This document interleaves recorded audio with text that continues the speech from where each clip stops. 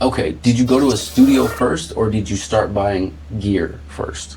Like, how did you start recording? So I started recording by reaching out to a couple friends that I knew did music, and from there they kind of like guided me. They like the first song I ever recorded, they brought the stuff to my apartment. We Fire. recorded in a pantry. Fire. Like it was just simple, and then from there I realized, oh, this is actually something I can do in a serious way. Like I can take this seriously. I can make a career off this. It doesn't have to just be a hobby. Mm.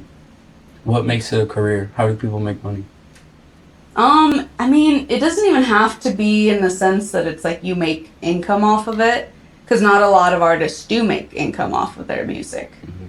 But it's a career in the sense that you put in the same amount of effort that you would at a regular job. Mhm. You put the same amount of time, the same amount of energy, and sometimes even more than that Mhm. than you would at your typical 9 to 5. And I feel like that's what distinguishes it from being a hobby and Mhm. making it a career.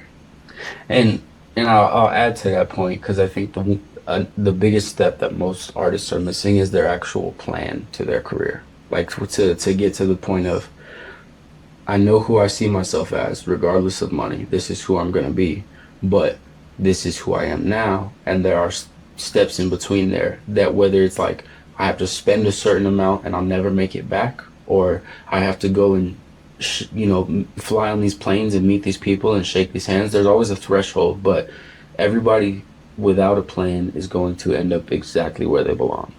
And I don't mean that negatively. You might blow up overnight if without a plan, Right. but that could be the worst thing in the world for a lot of people. Oh, Do you see what I'm absolutely. saying? Yeah, So and it could be something negative that you blow up there off you of go. too. So, There you go. yeah, just really important that you are yourself, Yeah. but also in the sense that if it's not within your image that you're trying to create for yourself, don't do it. Yeah. Like if you don't want people to perceive you as, I don't know, for example, like an alcoholic, Mm-hmm. don't get drunk at a party Mhm. and throw up on the floor. Like Fuck yeah. that's important. You gotta be you in the sense that it's part of your image as well, because that image is you. One lady that I respect very much, and this is going to be a super hot take, but the way she stuck to the core of who she is, even though she didn't mean to be famous, is Danielle Bergoli, or Bad Baby.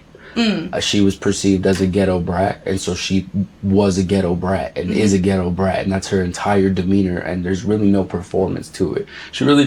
Some of her music's okay. She doesn't necessarily belong in the rap game, which is totally fine, but she has created an empire off of one moment, Oh right? yeah. And that's not something you can plan for.